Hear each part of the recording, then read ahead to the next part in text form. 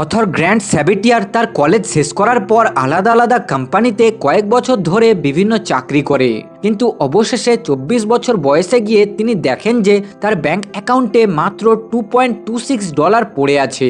তাই তিনি বলেন যে প্রায় 4700 ঘন্টা কাজ করার পর তার আউটকাম মাত্র $2.26, মানে 170 টাকা। আবার এই নিয়ে সার্ভাইভ করতে হবে, কারণ 24 বছর বয়সে অথরের চাকরি চলে যায় আর অনেক খোঁজার পরও অন্য কোনো চাকরি পায় না। তাই এক প্রকার বাধ্য হয়ে তিনি তার বাবা মায়ের সঙ্গে থাকতে শুরু করে, যেটা তার কাছে একটা লজ্জাজনক ব্যাপার ছিল, কারণ আমেরিকাতে প্রাপ্তবয়স্ক ছেলেমেয়েরা বাবা মায়ের থেকে আলাদা হয়ে নিজের রাস্তা নিজেই দেখে নেয়, কিন্তু অথরের ক্ষেত্রে এর ঠিক উল্টোটা হয়। তাই ওই ব্রোক অবস্থাতে দাঁড়িয়ে অথর নিজেকে প্রমিস করে যে আমি আগামী দিনে আর এই ফাইন্যান্সিয়াল স্ট্রাগল করতে চাই না। 30 বছর বয়সের আগেই এই টাকার চিন্তা থেকে দূরে থাকতে চাই, অর্থাৎ ফাইন্যান্সিয়ালি ফ্রি হতে চাই, আর আমি হবই। এরপর অথর হিসাব করে দেখে যে তাকে ফাইন্যান্সিয়ালি ফ্রি হতে হলে মোট 7.5 কোটি টাকার প্রয়োজন। তাই তিনি এটাকে নিজের গোল বানায় এবং তার জন্য প্ল্যান তৈরি করে। সেই প্ল্যানে তিনি নিজের খরচা চালানোর জন্য একটা জব করবে আর নিজের ফাঁকা টাইমগুলিকে কাজে লাগানোর জন্য দুটো সাইড বিজনেস করবে বলে লেখে, কারণ তার মতে money is unlimited but time is limited. তাই সে তার টাইমকে ভালোভাবে ইউটিলাইজ করার জন্য তার প্ল্যান মতো কাজ করে। আর ফাইনালি 5 বছর পর, অর্থাৎ 30 বছর বয়সের আগেই অথর ফাইন্যান্সিয়ালি ফ্রি হয়ে যায়। আর তার ওই 170 টাকা থেকে 7.5 কোটি টাকার জার্নিটিকে তিনি financial freedom a proven path to all the money you ever need নামক এই বইটিতে শেয়ার করেন, যে বইটি 18 থেকে 40 বছর বয়সের লোকেদের জন্য একটা রোড ম্যাপের মতো কাজ করে। তাই আজকের এই ভিডিওতে গ্র্যান্ট স্যাবিটিয়ারের লেখা ফাইন্যান্সিয়াল ফ্রিডম বইটির ডিটেল সামারি নিয়ে আলোচনা করতে চলেছি। তো চলুন শুরু করা যাক। গ্র্যান্ট এই বইটাতে নিজের জার্নি নিয়ে আলোচনা করতে গিয়ে বলেন, যদি কোনো লোক ফাইন্যান্সিয়ালি সাকসেসফুল হতে চায় তাহলে তাকে এই 7টি ফেজের মধ্য দিয়ে যেতে হবে, যার মধ্যে প্রথমটা হলো ক্ল্যারিটি। এখানে আমাদেরকে জানতে হবে যে এখন ফাইন্যান্সিয়াল পজিশন অনুযায়ী আমরা কোথায় আছি আর কোথায় যেতে চাই। যেমন গ্র্যান্ট জানতো যে তার কাছে মাত্র 170 টাকা আছে, কিন্তু সে 7.5 কোটি টাকা পেতে চায় ফাইন্যান্সিয়ালি ফ্রি হওয়ার জন্য। Second phase, self sufficiency. যখন আমরা কারো সাহায্য ছাড়াই নিজের খরচাকে খুব সহজেই ম্যানেজ করতে পারি, তখন আমরা এই ফেজে স্ট্যান্ড করি। Third phase, breathing room. এই ফেজে আমাদের কাছে অন্তত 1 থেকে 2 মাসের খরচার মতো সেভিংস আছে, যেটাকে কাজে লাগিয়ে আমরা নিজেদের ইনকামকে বাড়ানোর জন্য কোনো সাইড হাসেলকে ছোট থেকে শুরু করতে পারি। এরপর আসে ফোর্থ ফেজ, স্টেবিলিটি। এখানে আমাদের ওপর আর কোনো লোন নেই, এছাড়াও আমাদের কাছে মিনিমাম 6 মাসের খরচা ম্যানেজ করার মতো সেভিংস আছে, যেটাকে আমরা এমার্জেন্সি ফান্ড বলতে পারি। এর জন্য আমরা নিজের ক্যাপাসিটি অনুযায়ী রিস্ক নিতে পারি, যাতে আমরা নেক্সট ফেজগুলিতে যেতে পারি। সো নেক্সট ফেজ হলো ফ্লেক্সিবিলিটি। এখানে অ্যাটলিস্ট আমাদের 2 বছরের খরচার মতো টাকা কোথাও ইনভেস্ট করা আছে, তাই এই সময় আমরা নিজেদের বোরিং জবকে চেঞ্জ করে নতুন কিছু ট্রাই করতে পারি, কারণ এখন আমাদের টাকা আমাদের জন্য কাজ করছে। Sixth phase, financial independence. এই ফেজে আমাদের টাকা এত টাকা ইনকাম করিয়ে দিচ্ছে যে আমাদেরকে নিজের খরচা চালানোর জন্য আর কোনো রকম চিন্তা করতে হয় না, যেটাকে আমরা এক কথায় ফাইন্যান্সিয়াল ফ্রিডম বলতে পারি। এরপর আসে লাস্ট ফেজ, যেটা হলো অ্যাবান্ডেন্স অফ ওয়েলথ। এই ফেজে আমাদের কাছে এত টাকার ইনভেস্টমেন্ট থাকবে যে টাকাটা আমরা চাইলেও সারা জীবনে খরচা করে শেষ করতে পারবো না। এবার যদি আপনি ফাইন্যান্সিয়ালি ফ্রি হতে চান, তাহলে আপনাকে এই 7টি ফেজকে পের করতে হবে। তাই এখন আপনি বলতে পারেন যে হ্যাঁ, এই বিষয়টাকে তো বুঝলাম, কিন্তু ফাইন্যান্সিয়ালি ফ্রি হওয়ার জন্য প্র্যাকটিক্যালি কি করা উচিত? তো অথর এর জন্য কয়েকটা স্টেপকে ফলো করতে বলেছেন, যার মধ্যে ফার্স্ট স্টেপটি হলো হোয়াট ইজ ইয়োর নাম্বার। অর্থাৎ সবাইকে ফাইন্যান্সিয়াল ফ্রিডম অ্যাচিভ করার জন্য নিজের নাম্বারকে ক্যালকুলেট করতে বলেছেন। এখানে নাম্বার বলতে টাকার অ্যামাউন্টের কথা বলা হয়েছে। তো এখানে একটা প্রশ্ন উঠে আসে যে নিজের নাম্বারকে কিভাবে ক্যালকুলেট করা যায়।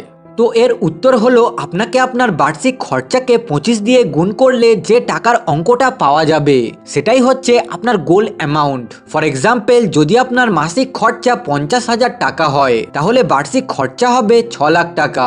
এবার এই 6 লাখ টাকাকে যদি 25 দিয়ে গুণ করা হয়, তাহলে যে অ্যামাউন্টটা পাওয়া যাবে সেটা হলো 1.5 কোটি টাকা। অর্থাৎ যদি আপনার ইনভেস্টমেন্ট পোর্টফোলিওতে 1.5 কোটি টাকা থাকে আর সেখান থেকে যদি আপনি বছরে মাত্র 4% উইথড্র করেন, তাহলে আপনি ফাইন্যান্সিয়ালি ফ্রি হয়ে যাবেন। কারণ ভারতে স্টক ইনভেস্টিং এর মাধ্যমে খুব সহজেই 10 থেকে 15% রিটার্ন পাওয়া যায়। তাই আপনি ফাইন্যান্সিয়ালি ফ্রি হওয়ার সাথে সাথে আপনার ওয়েলথকে কম্পাউন্ডিং এর মাধ্যমে অ্যাবান্ডেন্স অফ ওয়েলথের দিকে অগ্রসর করাতে পারবেন। Step number 2, time is more valuable than মানি। যদি আপনাকে কোনো 90 বছরের বুড়ো লোক এসে বলে এই নাও 50 কোটি টাকা, এর পরিবর্তে তুমি তোমার বয়সকে আমার বয়সের সঙ্গে এক্সচেঞ্জ করো, তাহলে আপনি কি এই ডিলটাতে রাজি হবেন? না, হবেন না। কারণ 90 বছর বয়সে আপনি এই 50 কোটি টাকা নিয়েই বা কি করবেন? কে জানে ওই টাকাটা পাওয়ার পর কিছুদিনের মধ্যে আপনি মারা যেতে পারেন। তাই টাকার থেকে সময়ের ভ্যালু বেশি হয়। কারণ সময় থাকলে টাকা ইনকাম করা যাবে, কিন্তু টাকা থাকলে আমাদের জীবনের পুরানো 1 মিনিটও ফিরে পাওয়া যাবে না। অথর বলেন যে একটা সাধারণ লোকের অ্যাভারেজ অ্যাডাল্ট লাইফ হলো 25,000 দিনের। তাই আমরা ভাবি আমাদের কাছে টাইম তো আনলিমিটেড আছে, তাই আমরা আমাদের টাইমকে যেমন ইচ্ছা তেমন ভাবে ওয়েস্ট করি।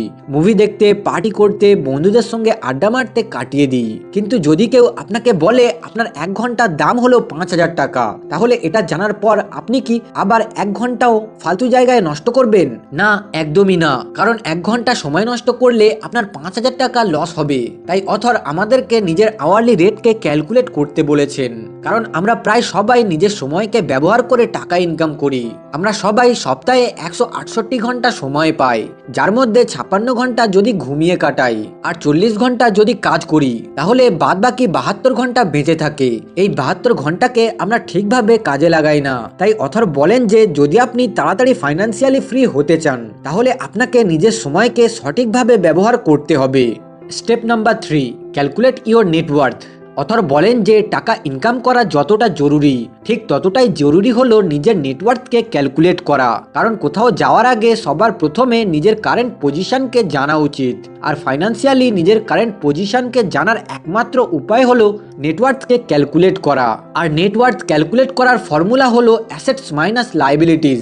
এখানে অথর অ্যাসেটস বলতে সেই সব জিনিসগুলিকে বুঝিয়েছেন যেসব জিনিসগুলি থেকে আমাদের পকেটে টাকা আসে, বা যেসব জিনিসগুলিকে বিক্রি করলে এককালীন টাকা পাওয়া যায়, যেমন টাকা, গাড়ি, বাড়ি ইত্যাদি।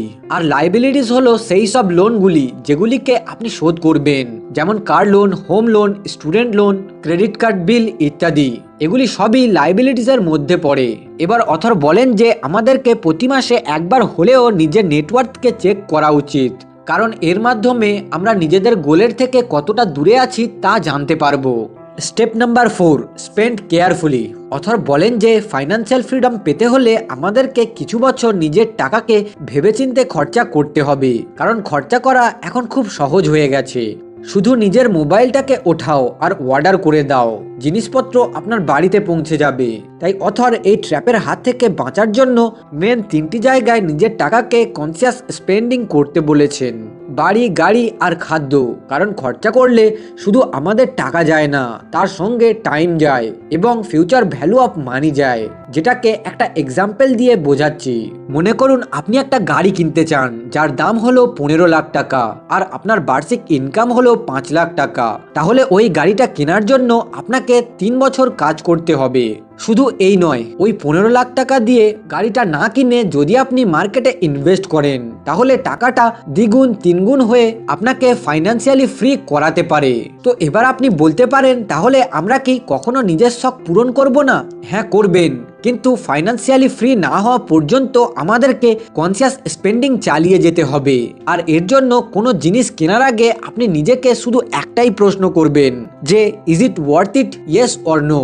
Step number 5, make money by doing side hustle. শুধু টাকা জমিয়ে বা খরচা কমিয়ে ফাইন্যান্সিয়ালি ফ্রি হওয়া যাবে না। কারণ খরচা কমিয়ে টাকা জমানোর একটা লিমিট আছে। কারণ কোনোদিনও ইনকামের থেকে সেভিংস বেশি হওয়া সম্ভব নয়। তাই আলটিমেটলি আমাদেরকে নিজের ইনকামকে বাড়ানো উচিত। আর এর জন্য আমরা 9 to 5 এর জবের সাথে সাথে একটা সাইড হাসেল শুরু করতে পারি, যেমনটা অথরের বন্ধু ম্যাট করেছিল। ম্যাট একটা কোম্পানিতে গ্রাফিক ডিজাইনিং এর জব করে বছরে 6 লাখ টাকা ইনকাম ইনকাম করত আর তার সাথে ফ্রি টাইমে ডগ ওয়াকিং এর কাজ করত, যেখানে সে কুকুরকে ঘোরানোর জন্য প্রতি ঘন্টায় 250 টাকা করে চার্জ করত। প্রথমে কাজটা সে একা করত, কিন্তু যখন তার প্রতিবেশী জানতে শুরু করে তখন ম্যাটের কাছে বেশি বেশি কাজ আসতে শুরু করে। আর এইসব দেখে সে ভাবে এতে বিজনেস অপরচুনিটি আছে, তাই ডগ ওয়াকিং এর জন্য সে একটা কোম্পানি খোলে আর কোম্পানিটিকে চালানোর জন্য একটা অনলাইন অ্যাপ তৈরি করে, যার দ্বারা ক্লায়েন্টরা চার্জ দিয়ে অ্যাপয়েন্টমেন্ট বুক করতে পারতো আর যাদের পার্ট টাইম জব দরকার হতো তারাও রেজিস্টার করে জব পেত।